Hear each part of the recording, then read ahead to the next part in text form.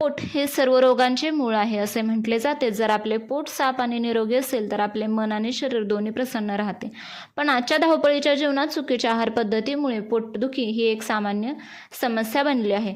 आजच्या या विशेष भागात आपण पोटदुखीकडे केवळ एक शारीरिक व्याधी म्हणून न पाहता आयुर्वेद, आधुनिक विज्ञान, धर्म आणि अध्यात्म या चारही दृष्टिकोनातून त्यावर काय उपाय करता येईल हे सविस्तर पाहणार आहोत. आयुर्वेदिक दृष्टिकोनातून म्हणजेच आयुर्वेदानुसार पोटदुखीचे मुख्य कारण अग्निमांद्य म्हणजेच पचनशक्ती मंदावणे आणि वात दोष वाढणे हे असते. जर पोटात गॅसमुळे दुखत असेल तर लसणाच्या पाकळ्या किंवा कोमट पाण्यात चिमूटभर हिंग टाकून पिणे अत्यंत गुणकारी ठरते. तसेच ओवा पचनासाठी सर्वोत्तम मानला जातो. अर्धा चमचा ओवा आणि थोडे सेंधव मीठ कोमट पाण्यासोबत घेतल्यास त्वरित आराम मिळतो. तसेच जिऱ्याचे पाणी किंवा सुंठीचा काढा घेतल्याने जठराग्नी प्रदीप्त होतो आणि अपचनामुळे होणारे पोटदुखी थांबते. तसेच जर बद्धकोष्ठतेमुळे म्हणजेच कॉन्स्टिपेशनमुळे पोट दुखत असेल तर रात्री झोपताना कोमट पाण्यासोबत त्रिफळा चूर्ण घ्यावे. आणि आधुनिक वैद्यकीय उपाय पाहूया. विज्ञान पोटदुखीच्या कारणांचा शोध हा पॅथोफिजिओलॉजीद्वारे घेते. हायड्रेशन म्हणजेच विज्ञानानुसार शरीरातील पाण्याच्या कमतरतेमुळे आतड्यांच्या हालचाली मंदावतात. दिवसातून किमान 3-4 लिटर पाणी पिणे गरजेचे आहे. प्रोबायोटिक्स दह्यांमध्ये असलेले लॅक्टोबॅसिलस सारखे गुड बॅक्टेरिया पचन सुधारण्यास मदत करतात. त्यामुळे दह्याचा आहारामध्ये वापर करावा. तसेच आहारतंतू म्हणजेच फायबर्स आहारात पालेभाज्या आणि फळांचा समावेश केल्याने फायबर मिळते, ज्यामुळे पचनसंस्था सुरळीत चालते. तसेच व्यायाम म्हणजे जेवणानंतर लगेच न झोपता 10 ते 15 मिनिटे चालणे म्हणजे शतपावली करणे पचनास शास्त्रीयदृष्ट्या मदत करते. जर वेदना तीव्र असतील तर ते अपेंडायटिस, किडनी स्टोन किंवा अल्सरचे लक्षण असू शकते. अशावेळी त्वरित डॉक्टरांचा सल्ला घेणे वैज्ञानिकदृष्ट्या अनिवार्य आहे. तसेच धार्मिक आणि पारंपरिक पोटदुखीवरती उपाय आपण पाहूया. तर भारतीय संस्कृतीत अन्नाला पूर्ण ब्रह्म मानले गेले आहे. जेवणापूर्वी वदनी कवळ घेता हा श्लोक म्हटल्याने आपण अन्नाप्रती कृतज्ञता व्यक्त करतो, ज्यामुळे अन्नाचे पचन आणि सात्विक पद्धतीने होत असे मानले जाते. तसेच एकादशी किंवा विशिष्ट दिवशी केले जाणारे उपवास हे पचनसंस्थेला विश्रांती म्हणजेच डिटॉक्स देण्याचे धार्मिक मार्ग आहेत. तसेच काही परंपरांमध्ये रामरक्षा किंवा धन्वंतरी मंत्राचा जप केल्याने शारीरिक व्याधी कमी होतात अशी श्रद्धा आहे. अध्यात्म मानतो की मन आणि पोट यांचा जवळचा संबंध आहे. मणिपूर चक्र पोटाच्या भागाला मणिपूर चक्राचे स्थान मानले जाते. या चक्रावर ध्यान केल्याने किंवा ब्रह्म या बीजाक्षराचा उच्चार केल्याने पोटाचे विकार दूर होण्यास मदत होते. तसेच जेवताना टीव्ही किंवा मोबाईल न बघता अन्नाचा आस्वाद घेत शांत मनाने जेवणे हा एक आध्यात्मिक सराव आहे. रागाची किंवा चिंतेच्या स्थितीत जेवल्यास ॲसिडिटी वाढते. तसेच प्राणायामामध्ये कपालभाती आणि भस्त्रिका प्राणायाम पोटाच्या स्नायूंना बळकटी देतात आणि नकारात्मक ऊर्जा बाहेर काढतात. पोटदुखी का होते हे समजून घेण्यासाठी शरीरातील गट ब्रेन ॲक्सिस समजून घेणे आवश्यक आहे. एंटरिक नर्वस सिस्टीम म्हणजेच EN जेव्हा आपण तणावात असतो तेव्हा मेंदू पोटातील पचन प्रक्रिया थांबवतो, ज्यामुळे पोटात पेटके येतात किंवा गॅस होतो. तसेच हायड्रोक्लोरिक ॲसिडचे महत्त्व पोटात अन्नाचे पचन करण्यासाठी ठराविक प्रमाणात ॲसिड लागते. जर हे ॲसिड कमी झाले तर अन्न सडते आणि गॅस होतो. यासाठी जेवणापूर्वी आले आणि लिंबू खाणे वैज्ञानिकदृष्ट्या फायदेशीर ठरते. तसेच मायक्रोबायोम आपल्या आतड्यांमध्ये ट्रिलियन्स बॅक्टेरिया असतात. साखर आणि प्रक्रिया केलेले पदार्थ या चांगल्या बॅक्टेरियांना मारतात, ज्यामुळे सूज आणि वेदना होतात. तसेच प्रभावी योगासने आणि मुद्रा पाहूया. केवळ औषधेच नाही तर शरीराची हालचाल पोटातील वायू बाहेर काढण्यास मदत करते. पवनमुक्तासन नावाप्रमाणेच हे आसन पोटातील साठलेला वायू बाहेर काढण्यासाठी सर्वोत्तम मानले जाते. यामुळे आतड्यांवर दाब येतो आणि पचन सुलभ होते. वज्रासन जेवणानंतर केले जाणारे हे एकमेव आसन आहे. हे पायांकडे जाणार रक्तप्रवाह थांबून पोटाकडे वळवते, ज्यामुळे पचन जलद होते. तसेच अपान मुद्रा म्हणजे अंगठा, मध्यमा आणि अनामिका यांची टोके एकत्र जुळवून ही मुद्रा करावी. ही निसर्गोपचार मुद्रा मानली जाते, जे शरीरातील विषारी द्रव्ये म्हणजे टॉक्झिन्स बाहेर काढते. पुष्यन मुद्रा ही पचनशक्ती वाढवणारी विशेष मुद्रा आहे, जी गॅस आणि मळमळ कमी करते. अध्यात्म म्हणते की अस्वस्थ मन हे अस्वस्थ पोटाचे कारण आहे. पोटदुखीच्या वेळी आपल्या नाभीच्या भागावर पिवळ्या रंगाच्या ऊर्जेची कल्पना करणे आणि जिथे सकारात्मक ऊर्जा प्रक्षेपित करणे वेदना कमी करण्यास मदत करते.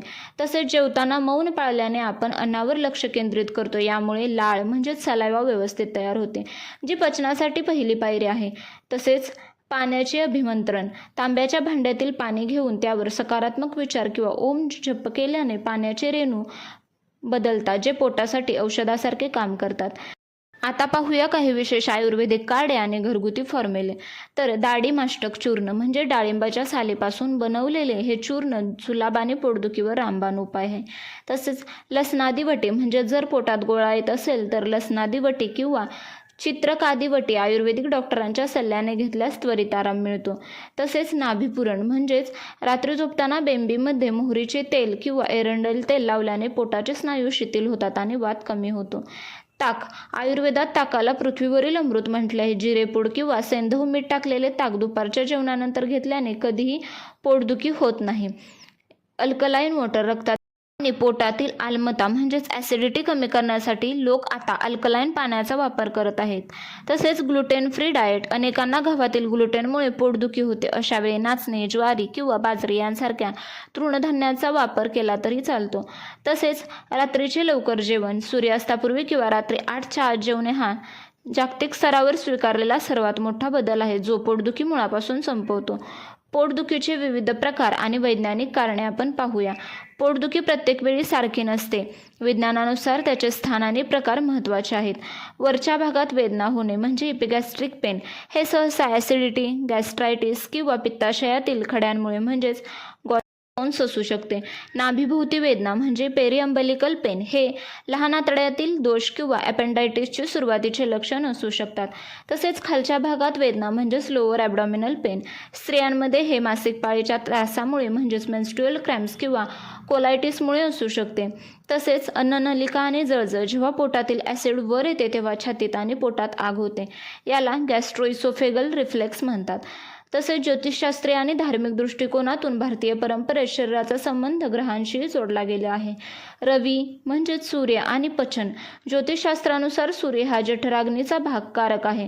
ज्यांचा सूर्य कुंडलीत कमकुवत असतो त्यांना पचनाचे विकार होतात. यासाठी सूर्यनमस्कार आणि आदित्य हृदय स्तोत्र पठण करण्यास सांगितले जाते. तसेच गुरु आणि यकृत म्हणजेच लिव्हर. गुरुग्रह बिघडला की यकृताचे कार्य मंदावते आणि चरबी वाढते. Fatty liver. यासाठी पिवळ्या वस्तूंचे दान आणि सात्विक आहार सुचवला जातो. पुढे चंद्र आणि मानसिक डोकेदुखी. चंद्र हा मनाचा कारक आहे. अतिचिंता एन्झायटी केल्याने पोटात गोळा येतो. यासाठी चंद्राची उपासना किंवा पौर्णिमेचे व्रत सांगितले जाते. प्रभावी घरगुती म्हणजेच इमर्जन्सी होम रेमेडीज आता आपण पाहूया. त्यामध्ये कढीपत्ता आणि लिंबू. अपचनामुळे पोट दुखत असेल तर कढीपत्त्याचा रस आणि लिंबू पाणी एकत्र करून प्यावे. तसेच वेलची आणि खडीसाखर. तोंडात वेलची चघळल्याने लाळ जास्त सुटते आणि गॅस्ट्रिक जळजळ कमी होते. जेवणानंतर बडीशेप आणि खडीसाखर खाणे हा केवळ शिरस्ता नसून ते एक प्रभावी पाचक औषध आहे. जेव्हा आपण पोटदुखीकडे पाहतो तेव्हा आपण केवळ एका अवयवाचा विचार करत नाही तर आपण संपूर्ण अस्तित्वाचा विचार करतो. अन्न हे पूर्ण ब्रह्म या भावनेने जर आपण अन्नाचे सेवन केले तर ते अन्नाचे रूपांतर ऊर्जेत होते, विषामध्ये नाही. विज्ञानाचा आधार घेत असताना आपल्या पूर्वजांनी दिलेल्या प्राचीन ज्ञानाचा अनादर न करता त्या दोघांचा समन्वय साधणे हीच आजच्या काळाची गरज आहे. पोटदुखी हे केवळ एक लक्षण आहे जो आजार नाही. आपले शरीर आपल्याला सांगण्याचा प्रयत्न करत असते की आपली जीवनशैली निसर्ग नियमांच्या विरुद्ध जात आहे. केवळ गोळ्या खाऊन तात्पुरता आराम मिळेल पण कायमस्वरूपी मुक्ती हवी असेल तर आपल्याला आयुर्वेदाप्रमाणे आहाराचे नियम पाळावे लागतील. विज्ञानाप्रमाणे शरीराचे पोषण यावर भर द्यावा लागेल. अध्यात्माप्रमाणे मानसिक तणाव कमी करून सजग आहार घ्यावा लागेल. आज आपण पोटदुखी या एका सामान्य वाटणाऱ्या पण गुंतागुंतीच्या समस्येचा प्रवास 4 प्रमुख पैलूंमधून केला. आयुर्वेदाने आपल्याला निसर्गाच्या जवळ जाण्यास शिकवले. विज्ञानाने शरीराच्या आतील यंत्रणेचा उलगडा केला. धार्मिक परंपरेने अन्नाप्रती कृतज्ञता शिकवली तर अध्यात्माने मन आणि शरीर यांच्यातील अतूट नात्याची जाणीव करून दिली.